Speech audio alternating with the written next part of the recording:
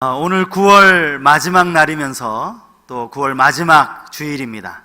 오늘도 거룩하고 복된 주일, 왕이신 하나님 앞에 예배하러 오신 귀한 성도님들 가운데 예배를 통해 주시는 하나님의 크신 은혜와 축복이 함께 하시기를 주님의 이름으로 축복합니다.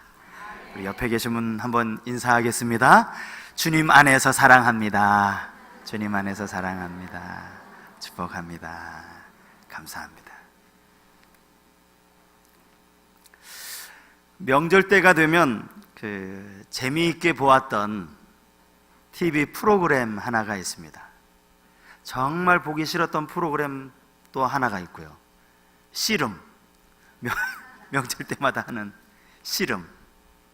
어린 나이에 정말 재미있게 보았던 그 TV 프로그램이 있는데 그게 바로 마술쇼였습니다. 명절 때면 항상 이 마술 프로그램을 봤던 것 같아요.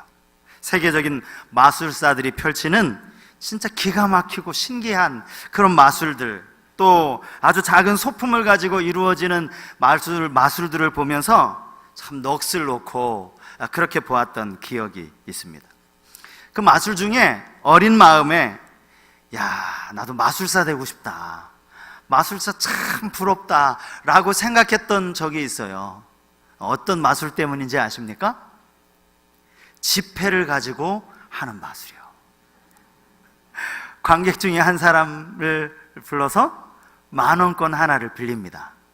그리고 그 10,000원권 하나를 가지고 희한하게 거기서 또 10,000원이 나오고 또 10,000원이 나오고 계속 나오는 거예요. 제가 그 마술을 보면서 마술사 되면 진짜 좋겠다. 여러분들은 전혀 그런 기억이 없으신 거예요. 참 유치한 생각도 했구나, 이렇게 여러분들이 느끼실지 모르겠지만 그때 그만큼 순수했다는 이야기 아니겠습니까? 오늘 본문에 기록되어져 있는 이 오병이어의 기적도 마찬가지입니다. 혹시 여러분 어려서부터 믿음 생활을 하셔서 오래 이 말씀을 들었던 분들 중에 어린 마음에 예수님이 부러우셨던 적은 없으셨습니까? 아니, 어린 꼬마 도시락 그 보리떡 5개, 물고기 2마리를 가지고 어른만 5,000명을 먹일 정도로 이걸 이렇게 부풀리셨으니 예수님은 평생 먹을 걱정 안 해도 되시겠다, 이런 생각을 혹시 해보신 적은 없으십니까?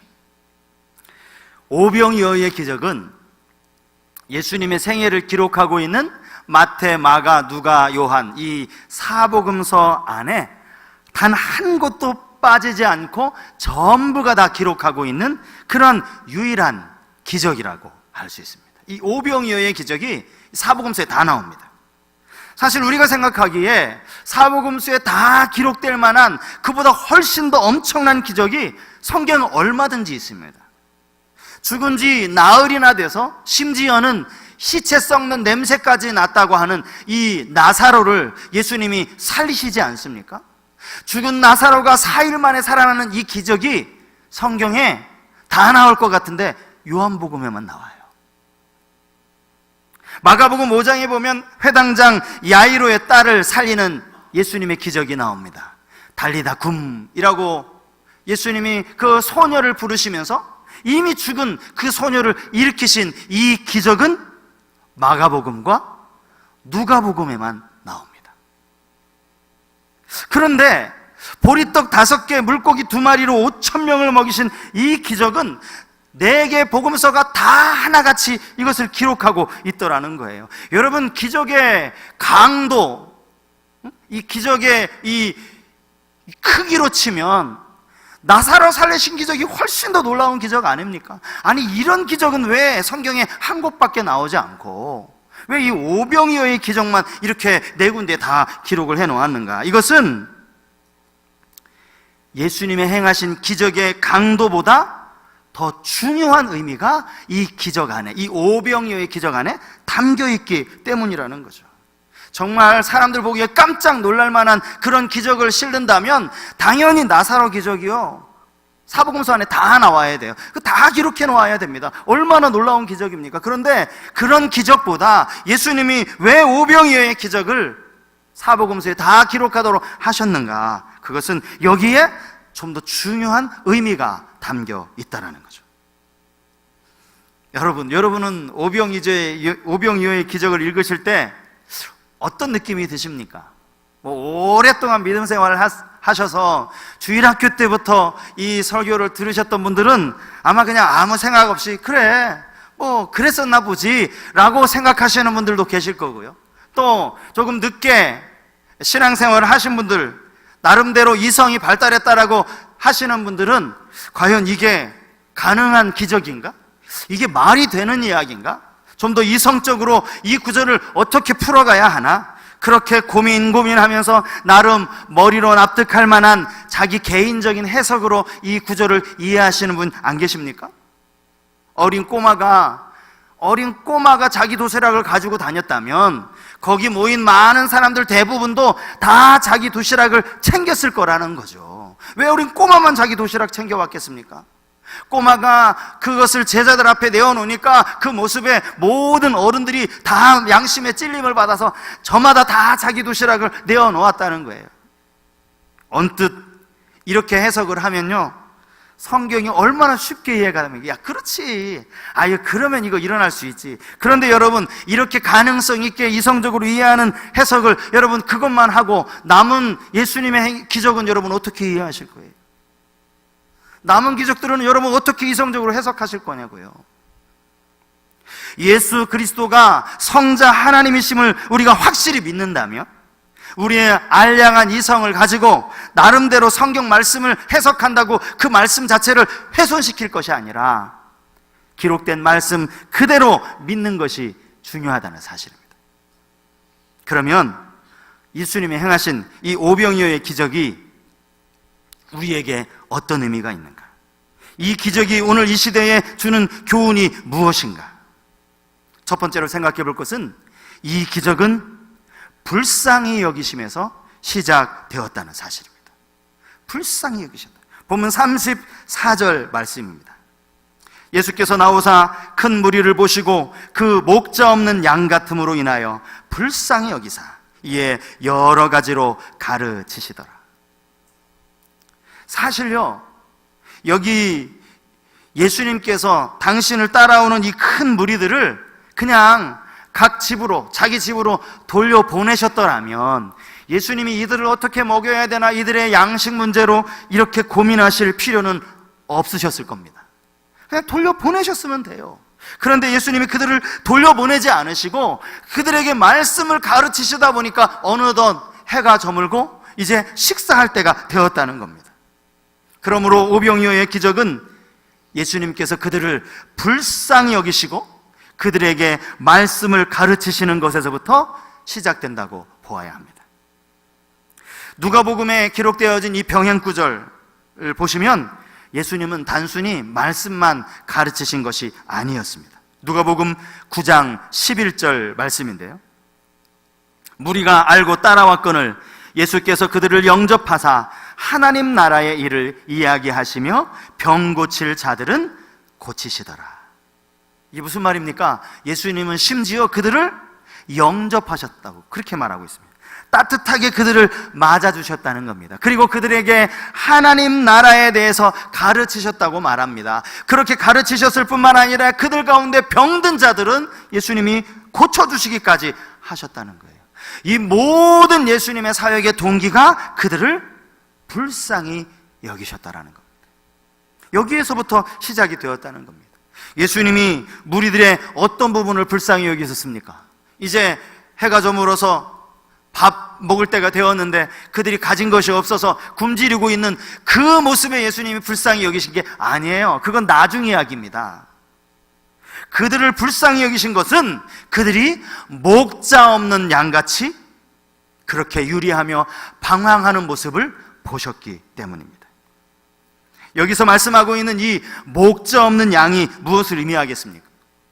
양은 목자가 없이는 한순간도 살아갈 수 없는 존재입니다.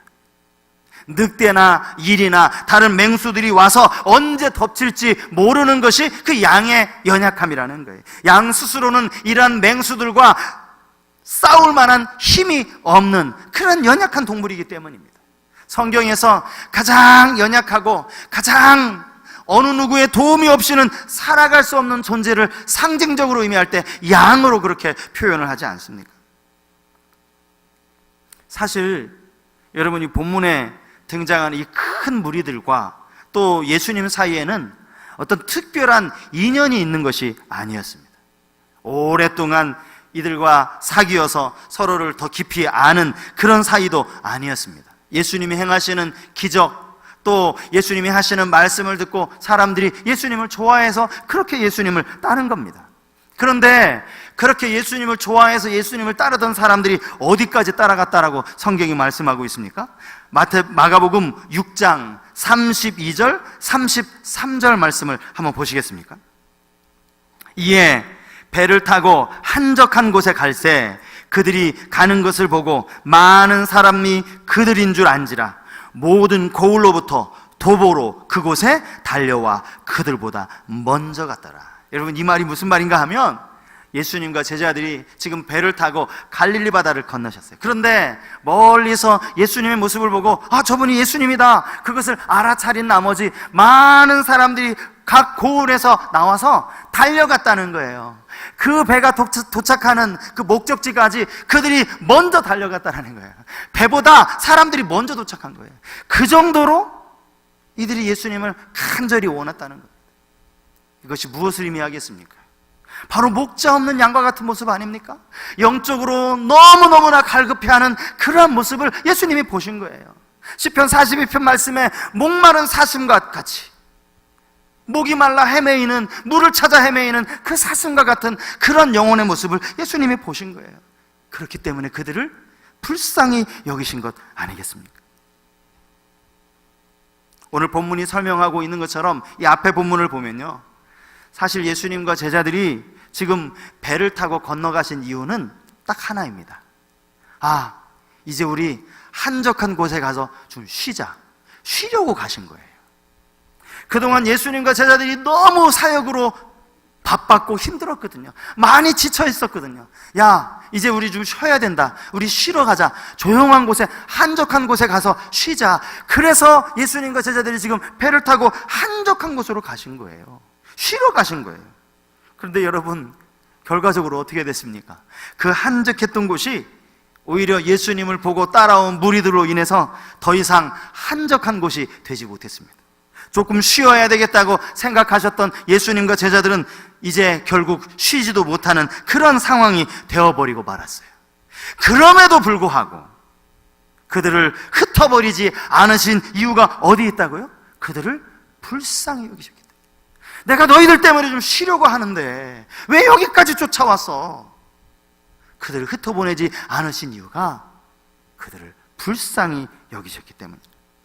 여러분, 오늘 본문에 나오는 이 불쌍히 여기셨다라는 이 단어는요, 복음서 안에 여러 번 등장하는 단어입니다. 예수님이 무리를 바라보실 때마다 예수님이 가지셨던 대표적인 마음 하나를 꼽는다면 그게 불쌍히 여기시는 거예요. 불쌍히 여기시는 거예요.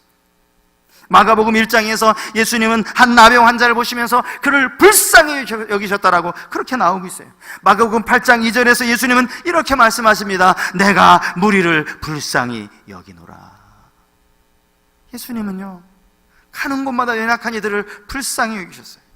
여러분, 여기서 이 불쌍히 여기셨다는 이 표현이 영어 성경 NIV 성경으로 보면 이 단어 불쌍히 여기서라는 이 구절을 뭐라고 번역하니까 보니까 compassion이라고 번역하고 있어요. compassion. 이 come이라는 의미는 함께고요, passion은 고통을 의미합니다. 그러니까 이 말을 풀이하면 고통을 함께한다라는 그런 의미가 담겨 있는 거예요. 우리가 생각하는 불쌍히 여기다라는 그것과 좀 의미가 달라요. 여러분, 우리가 불쌍히 여기는 경우는 주로 어떤 경우입니까? 나랑 상관없는 제3자가 어떤 어려움을 겪고 있는 거예요. TV에서 막 어려움을 겪고 있는 모습이 나오는 거예요. 그러면 우리는 제3자로서 아이고, 저 집 안 됐네, 참 가엾네, 불쌍하네, 이게 우리가 생각하는 불쌍히 여기다잖아요. 예수님의 불쌍히 여기면 그게 아니었어요. 제3자로서 나와 상관없는 그 이스라엘 백성들의 그 모습이 아니라 그들과 고통을 함께하는 그런 불쌍히 여김이었다. 그가 당하는 아픔과 고통을 함께하는 것, 이게 바로 예수님이 가지셨던 불쌍히 여기시는 그 마음이었다는 겁니다. 여러분, 이 땅을 살아가는 우리 가운데 주님의 긍휼하심이 필요 없는 사람이 있습니까? 나는 주님 나 불쌍히 여기지 않아도 내가 뭐가 불쌍해? 나는 아무 문제 없어. 그렇게 여러분 말씀하시는 분 혹 계세요? 진지하게 여러분 자신 한번 돌아보시기 바랍니다. 가만히 생각해 보면요, 저 역시도 하나님 앞에 늘 새벽에 무릎 꿇을 때마다 첫 번째 나오는 기도가 그거더라고요. 하나님, 저 좀 불쌍히 여겨달라고. 하나님 앞에 늘 긍휼을 구하는 기도를 하루도 빼놓지 않고 드리지 않을 수가 없는 거예요. 주님의 불쌍히 여기심, 기적은 바로 여기에서부터 시작되고 있다는 겁니다.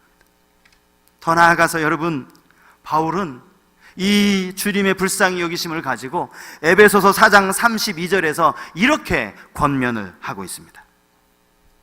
서로 친절하게 하며 불쌍히 여기며 서로 용서하기를 하나님이 그리스도 안에서 너희를 용서하심과 같이 하라. 에베소서 4장 말씀은요, 이미 의와 진리의 거룩함으로 새 사람을 입은 많은 에베소 교회 성도들에게 이 땅의 삶 가운데서, 성도들 간의 삶 가운데서 행해야 할 그런 삶의 규정을, 삶의 방식을 교훈한 내용이거든요.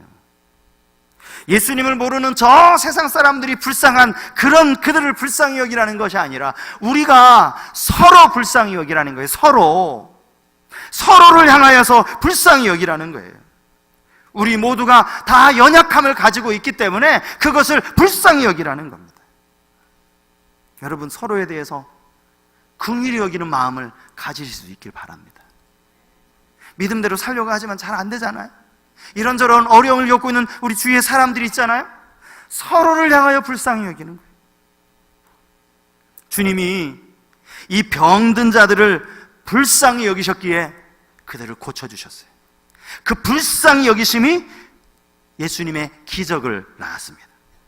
마찬가지로 오늘 우리가 서로를 향하여 서로를 불쌍히 여길 때, 진실한 마음으로 불쌍히 여길 때, 여러분, 우리 안에도 기적이 일어나는 줄 믿습니다. 그 기적이 뭔지 아세요? 서로를 불쌍히 여길 때 우리 안에 일어나는 기적은요, 용서해 주는 겁니다. 에베소 4장 32절이 그거 말하잖아요. 서로 친절하게 하며 불쌍히 여기며 서로 용서하라. 여러분 중에 무슨 용서가 기적이냐고 그렇게 생각하실 분이 혹 계실지 모르겠어요. 여러분, 용서가 기적 아닙니까? 용서가 기적이 아니면 여러분 왜 이렇게 용서 못하세요? 우리의 삶 가운데 누군가를 용서하는 게 그렇게 쉽게 됩니까? 머리로는 되죠. 그래, 용서해야지. 근데 그 용서가 그냥 덮어두는 거예요. 똑같은 일이 또 벌어지면 예전에 용서했던 것까지 다시 그냥 진흙탕 물이 한번 미꾸라지가 지나가면 다시 흙탕물이 되는 것처럼 다 일어나서 예전 일까지 다 꼽으면서 미워하는 거예요. 용서 못한 거거든요.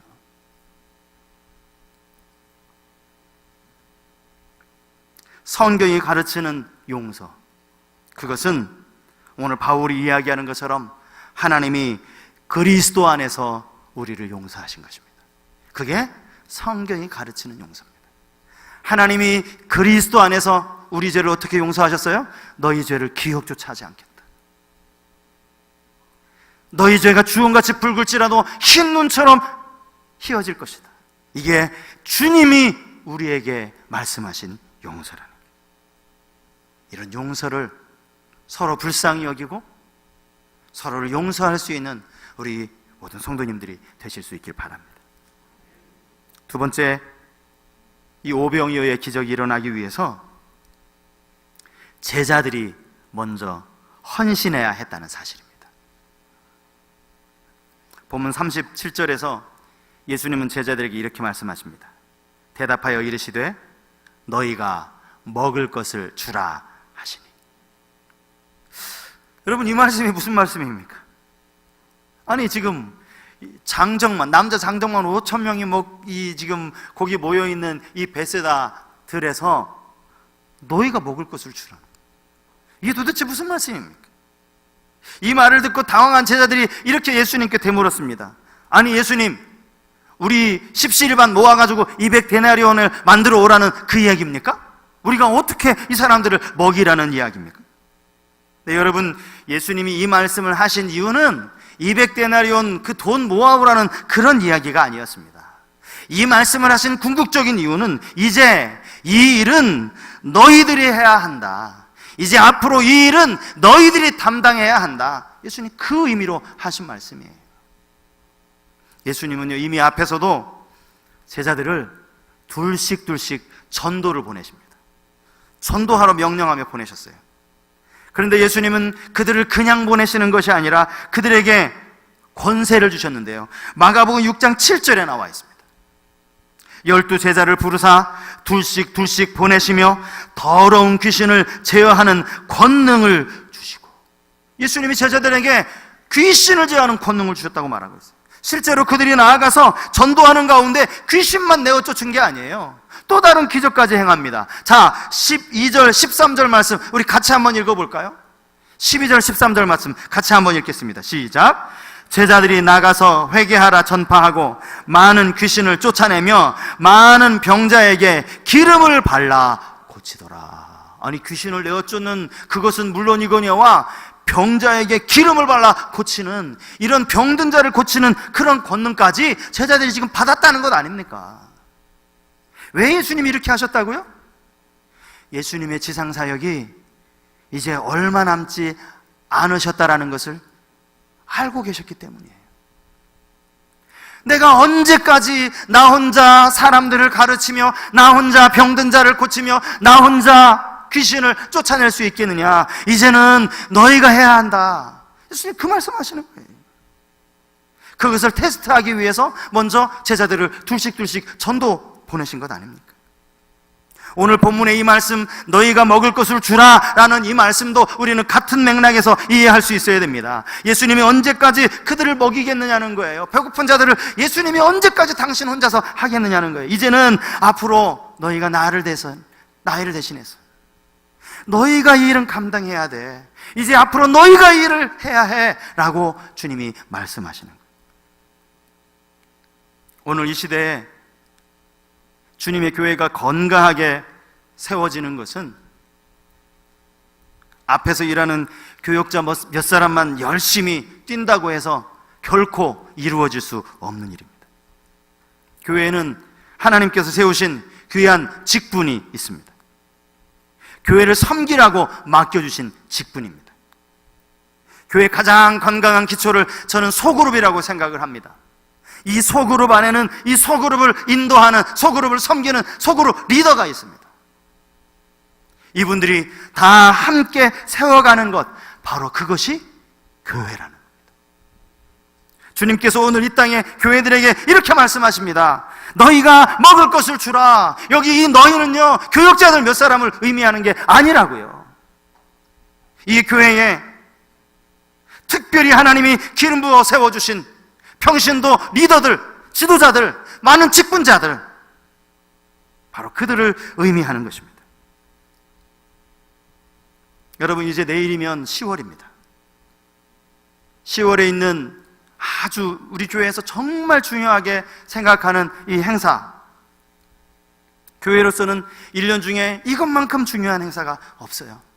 뭐 교회 부흥시키는 그런 거 말고, 그런 유치한 이유 말고, 우리에게 주신 이 한 영혼을 구원하는 이 사명을 온 교회가 합심해서 이 일을 감당하는 거예요. 10월 21일. 그리고 그것을 놓고 일주일 동안 우리가 새벽마다 나와서 부르짖어 기도하는 거예요.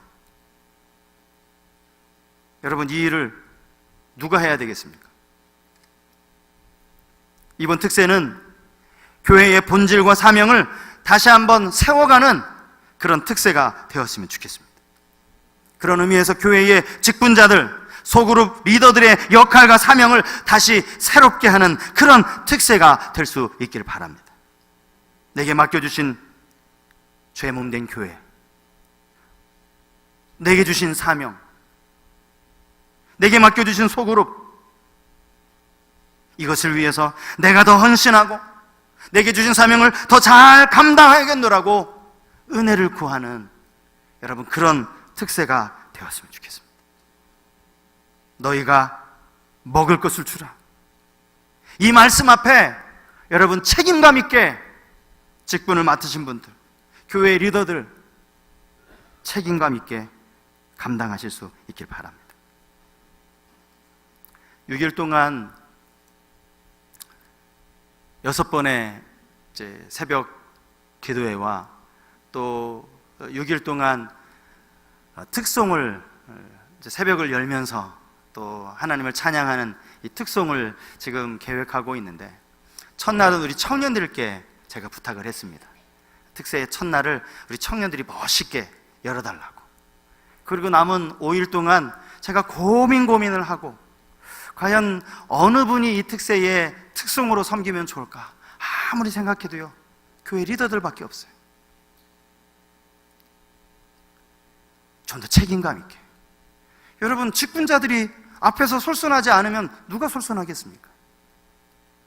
말씀으로 마땅히 은혜도 받아야 되겠지만 여러분, 말씀 앞에 굴복할 줄도 알아야 됩니다.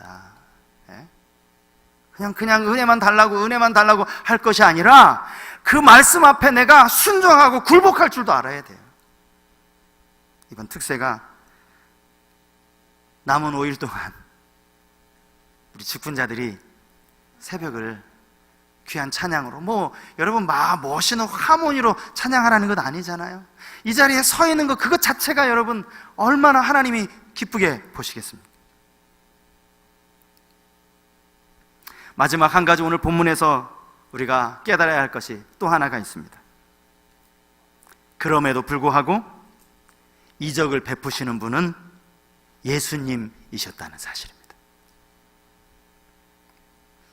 제자들이 그렇게 12명이 모아서 호주머니를 털어봐야 여러분 200데나리온 돈을 모을 수도 없을 뿐만 아니라, 그렇게 200데나리온이 간간히 모아진들 그것 가지고 떡을 살 만한 떡을 구할 수도 없는 것 아닙니까? 예수님이 너희가 먹을 것을 주라는 이 말씀 속에는 그런 의미가 담겨 있는 게 아니에요. 결국 이 일을 누가 행하셨나요? 제자들이 했습니까? 아닙니다. 예수님이 하셨습니다. 어린 꼬마가 드린 그 작은 도시락을 가지고 왔을 때 장정만 5,000명을 먹이는 이 기적은 제자들이 한 게 아니에요. 예수님이 하셨습니다. 제자들이 한 것이라고는 주님이 축사하시고 나눠주라라는 그 말씀에 순종해서 나눠준 것밖에 없어요. 여러분, 이 사실이 우리에게 주는 귀중한 교훈이 있어요.